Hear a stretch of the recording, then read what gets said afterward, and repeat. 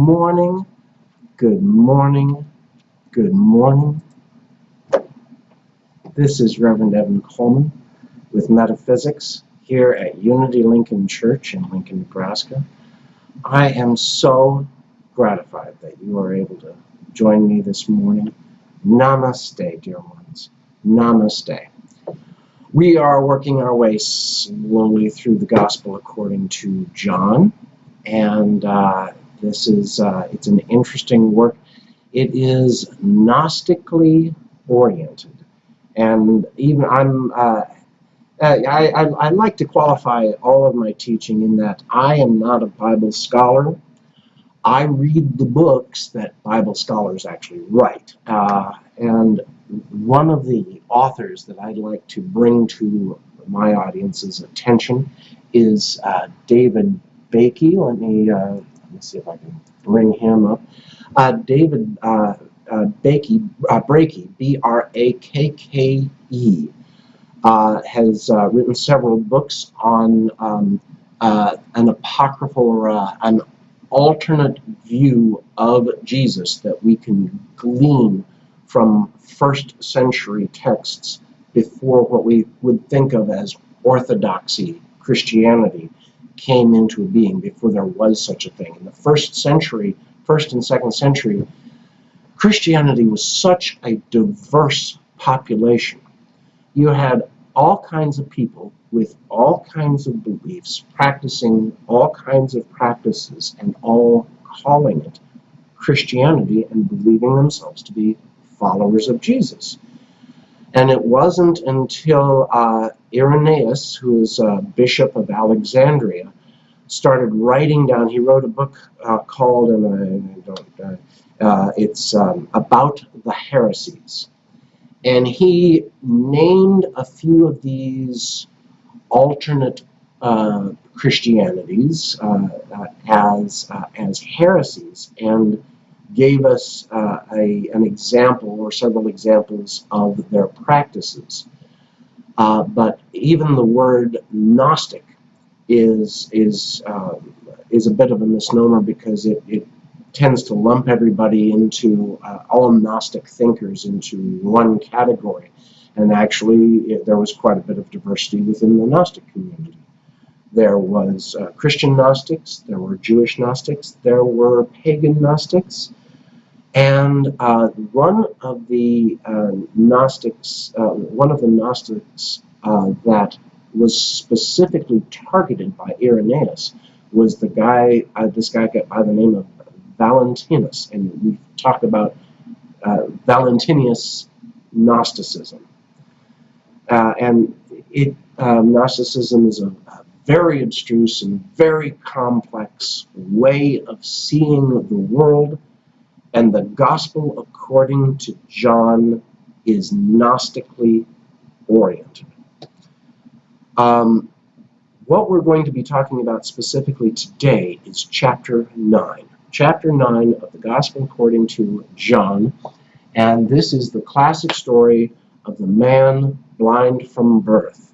This is one of these stories. So let's just pick it up there. Let's see. As he, Jesus, walked along, he saw a man blind from birth. His disciples asked him, "Rabbi, who sinned, this man or his parents, that he was born blind?"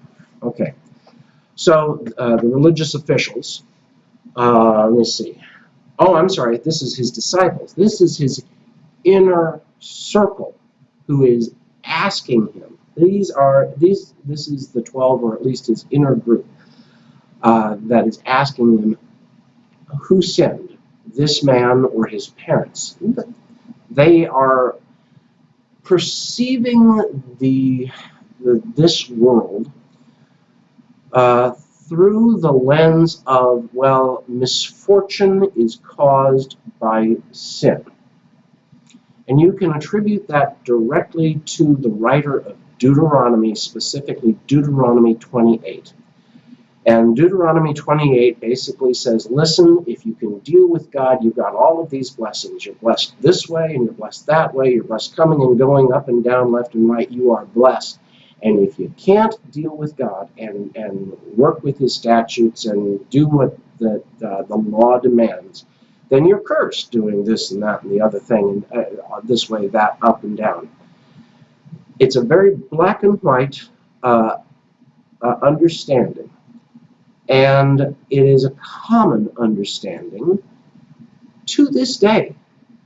People take a look at misfortune and they blame the individual who is receiving the misfortune, even if that individual is themselves.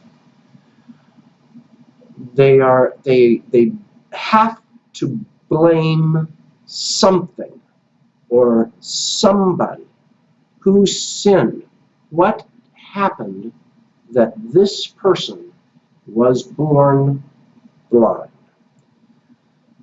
It's not a very helpful way of viewing the world, and that's what Jesus is going to point out.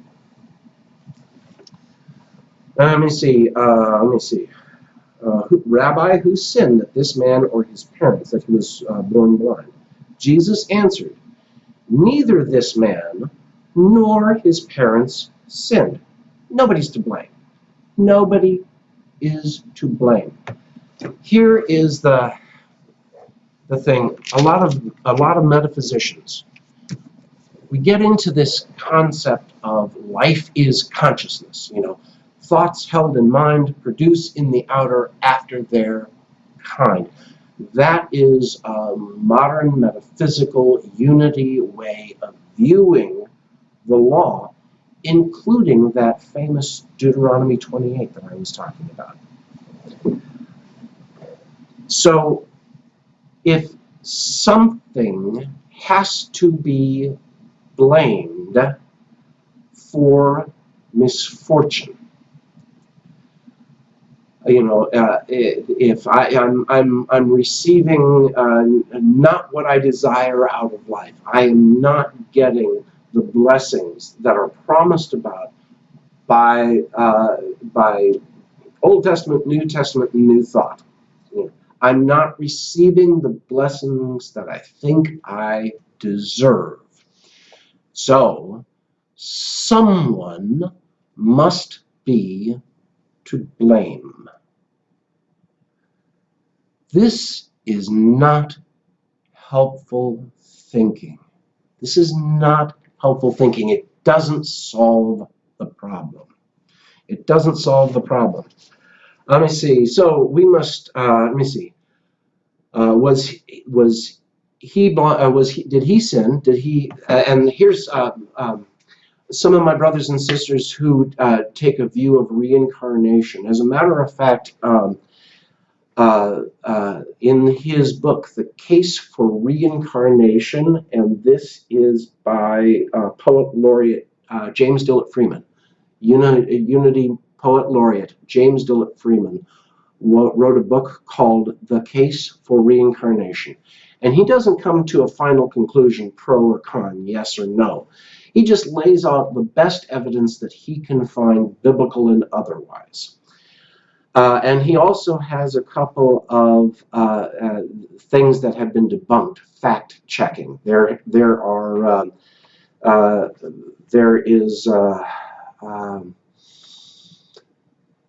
is a common or popular misconception that the entire concept of reincarnation was widespread and that it was suppressed by Orthodoxy Christianity. We don't have a whole lot of evidence to that effect. There was no vote taken. And we don't have any writing specifically saying, that kind of thing. But James Dillett Freeman says this story in the book of John is one of his best examples, literary references that he can come up with that supports reincarnation. And this is how he goes. Well, how could this man sin if he were born blind? It presupposes a pre-existing life, reincarnation. To me, that argument is a little thin. I want to be perfectly clear. I actually do believe in reincarnation. But like so many things, I believe that there are different types of reincarnation belief. And I believe that at least a portion of our consciousness continues on. That we are stripped of the ego, of course of the body, and of the personality. But there is something about the spirit that continues on into another dimension, life experience, classroom. So there it is. James Dillett Freeman says that this is the great example of reincarnation. I'm not so much, but I still believe in reincarnation. So, let's see. Jesus answered, "Neither this man nor his parents sinned. He was born blind so that the works of God might be revealed in him." Now, that's a curious statement. That the reason that he was born blind was so that this miracle could be performed and that people would believe. I think that's a little cynical. My personal understanding is tragedy happens to us all. Some people, because of their location, economic situation, social class, and a whole lot of other societal reasons, tragedy is more likely. I've been thinking about this in terms of the Black Lives movement in America today. It is easy to take a look at questions of theodicy, the justice of God, and know that we do not start on a level playing field, and it has nothing to do with blame or guilt, other than the oppressors. And you know, I go back to, you cannot keep a person in a ditch without getting in the ditch with them. It does us zero good in consciousness to hold others down. We want to lift them up. When we lift others up, we lift ourselves up. And do not blame others for their misfortune. Do not blame others for their misfortune. So Jesus says that this man was born, the purpose of his blindness was, and the gaining of sight to the blind is an almost perfect metaphor for what happens within us. The regaining of sight to the blind is a metaphor of insight and forethought and growth of consciousness. When we say yes to this growth and we make a commitment to heal the one born blind inside of us. Oh, I think of that old song. It's in our Wings of Song hymnal. Open my eyes that I might see visions of truth thou hast for me. Place in my hands that wonderful key that shall unclasp and set me free. Silently now I wait for thee, ready, my God, thy will to see. Open my eyes, illumine me, Spirit divine. We need to be illumined. We need to be healed of our blindness. We must work. Let me see. Then Jesus says, this man was born blind so that the works of God can be made manifest in him. We must work the works of him who sent me, of God within who sent me, while it is not day. Night is coming when no one can work. And, that works on so many levels. The old expression, I think it's an old farmer's expression, make hay while the sun shines. And then somebody clever added, but raise Cain at night. And then,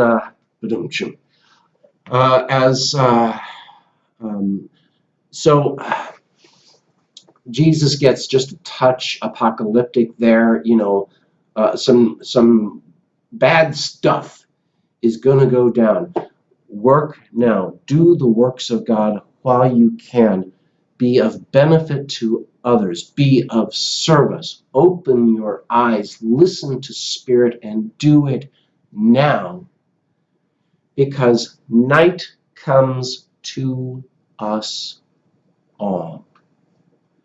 And it is occasionally more difficult to do intense spiritual work, like uncovering your blindness. It is easier to do that when things are calm than when night comes, when the bad stuff goes down. You need to be prayed up now while you can, because when darkness hits, it can distract us from what is genuinely important within us, that spiritual source within. I am, and here's this is the attaching. Jesus attaches his I am. And what is that I am? It is within us all. It is the name of God individualized in us. Individualized within us. I am. How we attach our I am. And you can what most people do most of the time is they attach their I am to the roles that they fulfill. Right? I am a computer technology guy. I am a minister. Actually, I should have reversed the order of that because I'm trying to focus on the ministry more and more these days. I am a husband. I am a gardener. Our goal, our mission is to recognize that I am presence is God's presence within us. And when we awaken that, we are very reluctant to use our I am in any way which is negative. So here, Jesus is saying, as long as I live, I am in the world. I am the light of the world. He says, as long as I'm here with you, you have light. You have what you need to do this spiritual work. As long as we are tuned into the Christ presence within us, we have the light we need to do our spiritual work. When we forget that that God's presence is within us, and that is easy to do when darkness comes, when the bad stuff goes down. That's when it leads us to desperate choices. Let me see. It says, as long as I am the light of the world, I'm in the world, I am the light of the world. By the way, in another place he says, you are the light of the world. I am the light of the world, you are the light of the world. Two things equal to the same thing are equal to one another.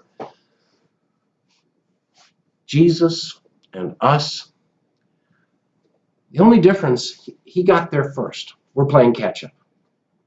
He is our leader, our way shower, our teacher, our rabbi. Jesus is who we emulate.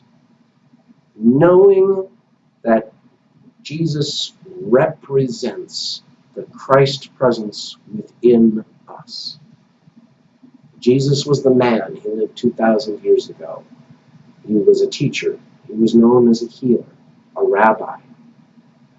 Some say that almost everybody says that he was crucified. Some say that he was resurrected. It doesn't matter where he was or not.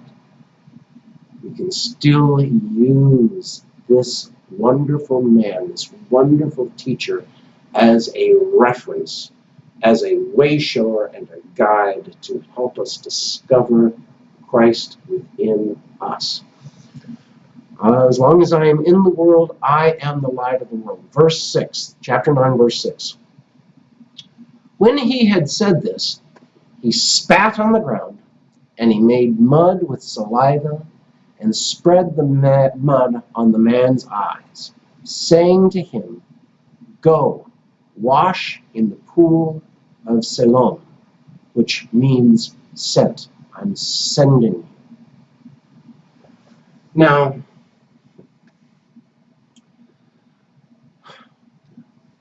who, 2,000 years after the fact, who knows what actually happened? I have no doubt that Jesus was known as a healer, and that in those days you were much better off with a faith healer than a standard physician.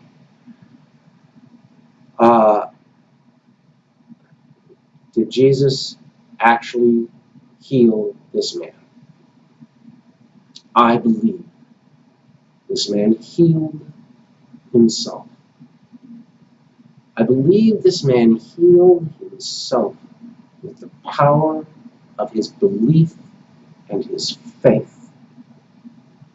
Was that faith in the mud that Jesus spread in his eyes?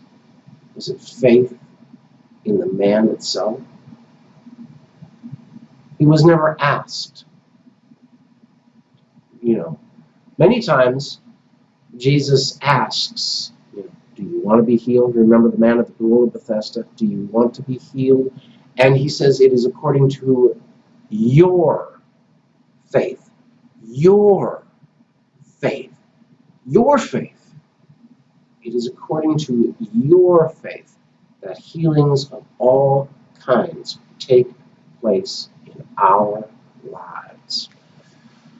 So, was there something special about the mud? Was there something special about Jesus' spit? I believe that Jesus was a powerful presence, that he had within him this charisma and personality that could absolutely capture people's imagination. And that's what happened. The man healed himself through the power of his faith, supported by the power of the faith of Jesus, the faith of everyone around Jesus who had already witnessed such things. Let's see. And he says, go to the pool of Siloam, which means sent. Then he went and he washed and he came back able to see. The neighbors and those who had seen him before as a beggar began to ask, is not this the man who used to sit and beg? Some were saying, it is he. Others were saying, no, but it is someone like him. You know, we're used to seeing this guy sitting on our streets begging. He's always at that corner. He's got his patter. He's got his spiel. This is him, surely. He says, no, it's somebody that looks just like him. This guy can see. He kept saying, I am the man. But they kept asking him, then how were your eyes opened? He answered them, the man called Jesus made mud, spread it on my eyes, and said to me, go to Siloam and wash. And by the way, this is almost a direct repeat of one of the old. I want to say it is Elisha heals someone who is blind or has leprosy by telling him to go to the pool and wash. Essentially, it's also an understanding, a Jewish understanding of the rituals of purification known as a mikvah. You see, he answered, then I went and washed and received my sight. They said to him, where is he? He said, I do not know. They brought to the Pharisees the man who had formerly been blind. Now, of course, the Pharisees, religious officials, specifically the teachers of the law. Now, it was a Sabbath day when Jesus made the mud and opened his eyes. Okay. You're not supposed to heal on the Sabbath. You're not supposed to do anything on the Sabbath. And there's a whole list of things you can and can't do on the Sabbath. Then the Pharisees also began to ask him how he received his sight. He said to him, he put mud on my eyes, and then I washed, and now I see. Some of the Pharisees said, this man is not from God, for he does not observe the Sabbath. Well, this guy's a minister. He's claiming to be a rabbi, and look how he treats the Sabbath. He's working on a Sunday. Actually, it would have been a Saturday. Working on the Sabbath. But others said, how can a man who is a sinner perform such signs? Remember, in John and only in John, miracles are called signs. Signs of what? Signs that the power of God is within Jesus. And if you count them carefully, there are 7 major miracles within the Gospel according to John, and they culminate in the final miracle of the crucifixion and resurrection and ascension. Why 7? Very metaphysical, very Gnostically oriented. It is a part of the divine numerology. All cultures have forms of numerology. Ancient Judaism, the ancient world had several forms of numerology. Why is 7 important? Because of the 7 days of creation. Let me see. It's a number of completion, a number of totality. It is, it is just the way it is. Now I'm going to just check on something here, just to make certain that I am. Yeah, we're still good. Pardon me, people. Let's see. Let me see. They brought him to the Pharisees. This man is not from God. How can he be from God if he's a sinner? And they were divided. You have the religious officials, the religious authorities divided about who is this man? Is he actually from God? Is he the Messiah? People are asking all kinds of questions. So they said again to the blind man, what do you say about him? It was your eyes that he opened. And the man born blind, he said, He is a prophet. I can't stress this enough. This is one of my big themes. Prophets and prophecies do not predict the future. They speak the truth. To prophet means to speak forth, and a prophet speaks the truth. A truth that is relative for their day. Now, because of this actually came up when we're studying metaphysics. It all how I learned. I wasn't actually talking about this or that or the other thing, but somehow it sounds so relevant. How is that possible? It is the nature of metaphysics and the nature of Gnostic writing, the nature of metaphorical and symbolic writing to appear relevant to us. We make certain connections in the brain, and all of a sudden we see that metaphor where we're looking for it, where we bring the focus of our attention. And that is the reason why we study metaphysics. That is the reason why we study the symbology, the numerology, the astrology. That is why we do this. We do this to gain a greater insight into ourselves through symbols and metaphor.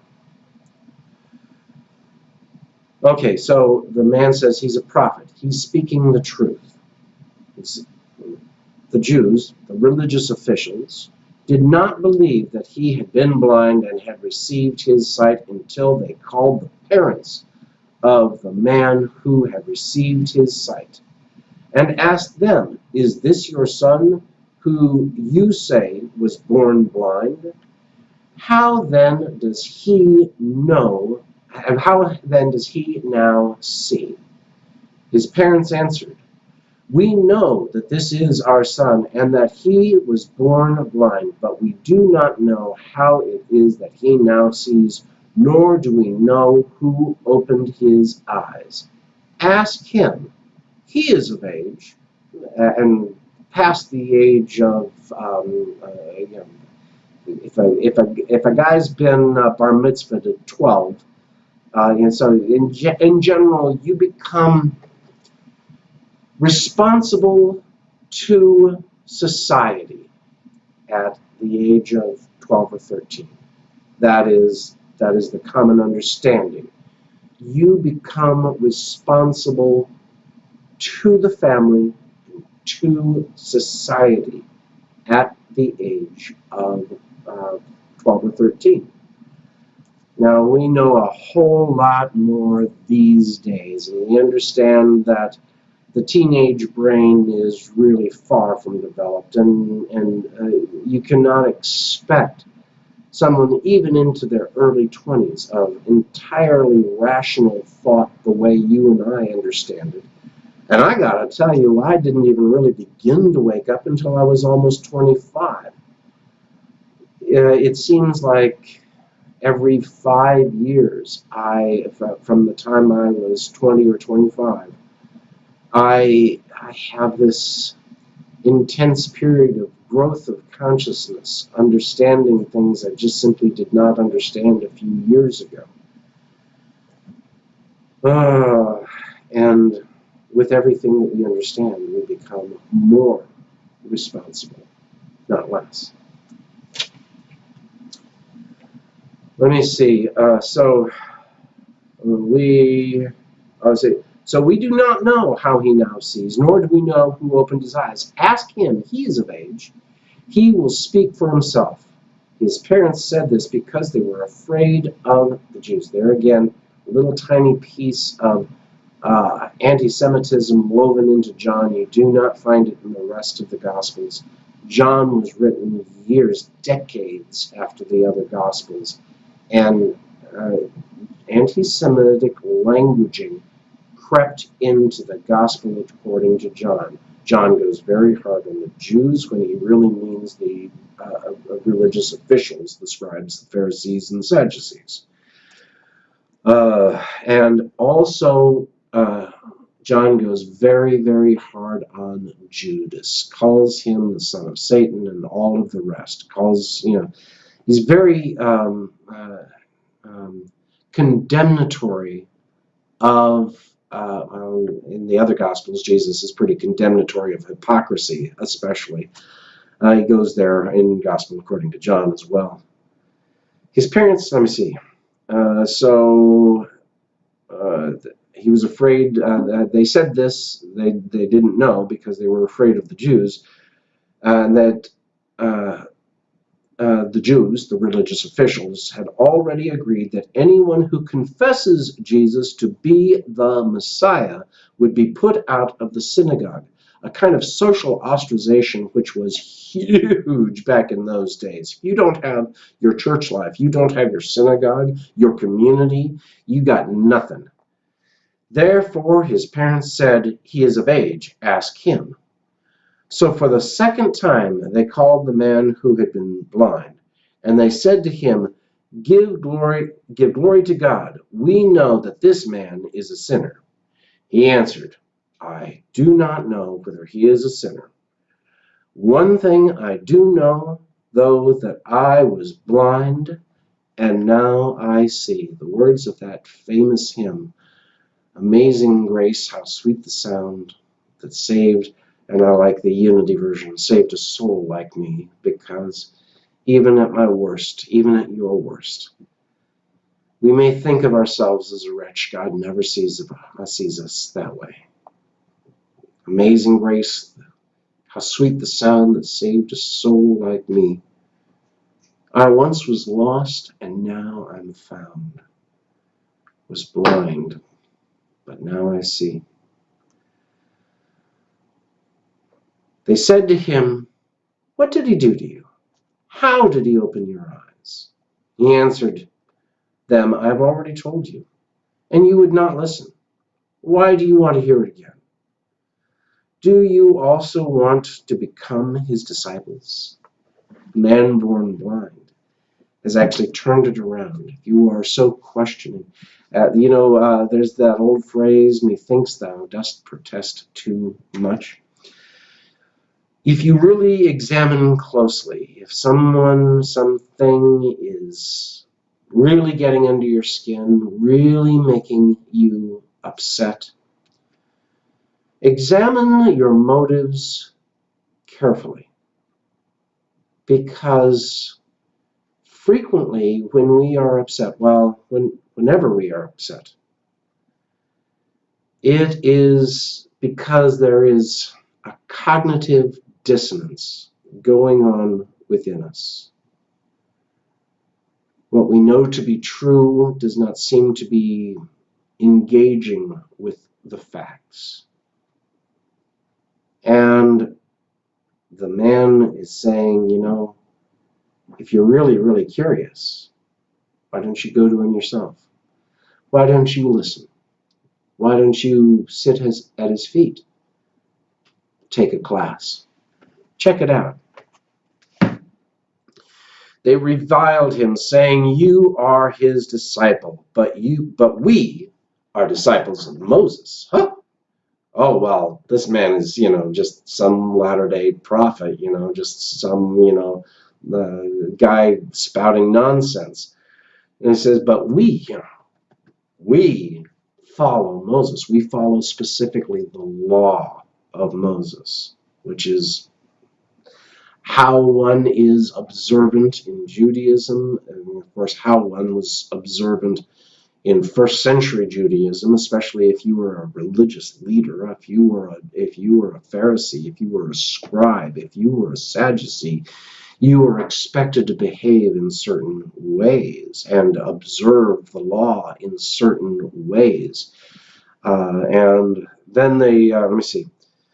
We know that God has spoken to Moses. As for this man, we do not know where he comes from. The man answered, "Here is an astonishing thing. You do not know where he comes from, and yet he opened my eyes." Essentially, look at the works. It's what Jesus kept saying. Look at the works. Look at the good that people do. Look at the good that you do. We know that God does not listen to sinners. There's a whole lot that we could unpack there. Again, sin, just self-inflicted nonsense. Things, sin is just the stuff we do to ourselves that we know is going to get us into trouble. It's the stuff that we know is not good to us and good for us. That's all sin is. It is not transgressing God's laws. However, if we are saying yes to those things that are not good to us and good for us, if we are transgressing those things that we know to be right and proper within ourselves, then we suffer those consequences. Perhaps not, perhaps more than is what would be considered fair or just, perhaps less. I know I used to get away with so much stuff. I never fully suffered the consequences of my self-inflicted nonsense. And I am so grateful. We know that God does not listen to sinners. Well, God is the source of life and the universe. God cannot help but hear. God cannot help but listen. But it is we who determine, who establish the patterns in our life and the outcomes of those patterns. The outcomes of our habitual thought. Let me see. We know that God does not listen to sinners, but he does listen to one who worships him and obeys his will. Well, when we are, this is again Deuteronomy 28.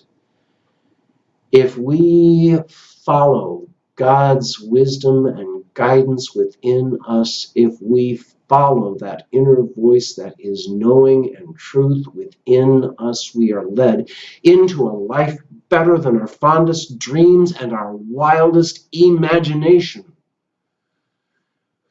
We are led to the kingdom of heaven that is all around and within us.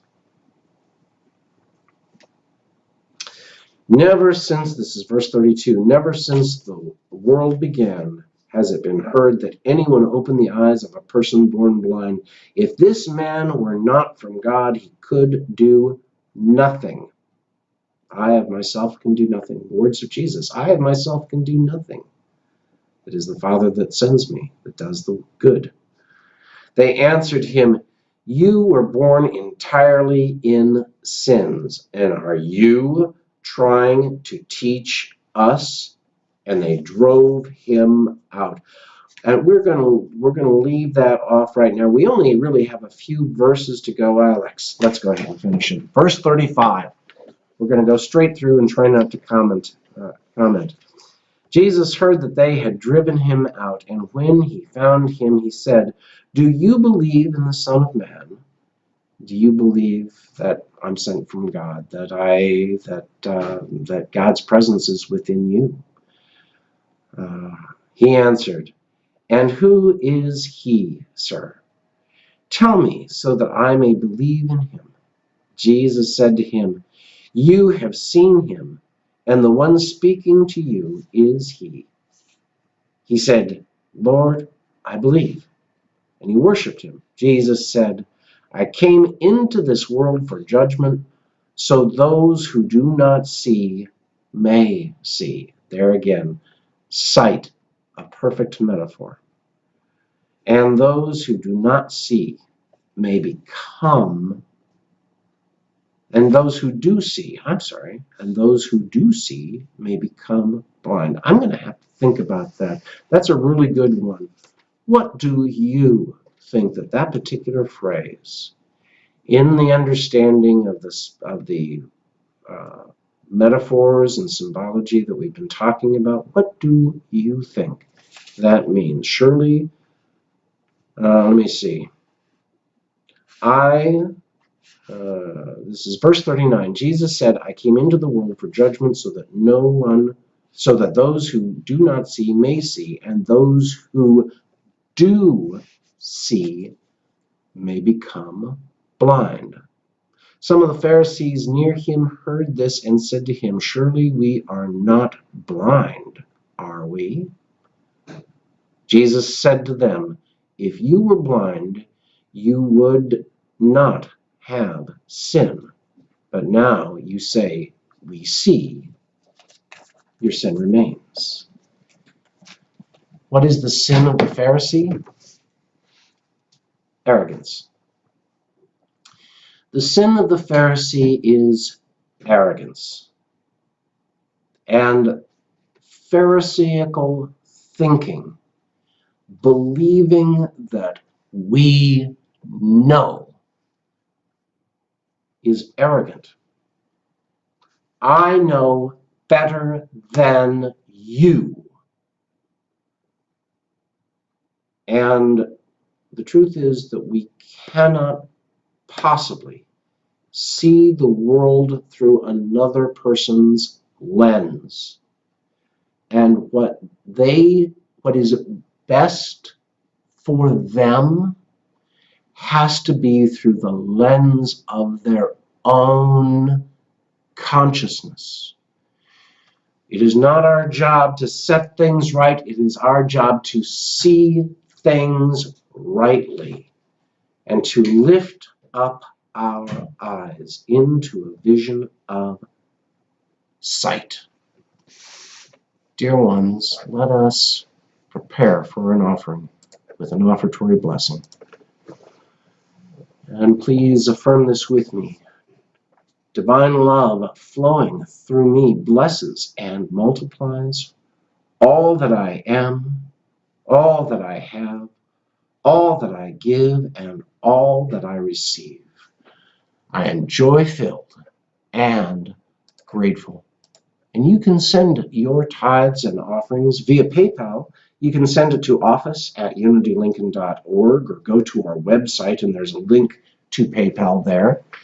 And you can also send them via snail mail. Unity Lincoln, P.O. Box 30209, Lincoln, Nebraska 68503. And dear ones, I am so gratified that you have been here with us today, that God's presence and power resides fully within you, and that your vision, that you make a commitment within yourselves to see things differently, to see things in a new way, to lift up your eyes to a greater vision of this life, this world, this way of knowing. Namaste, dear ones. God bless you.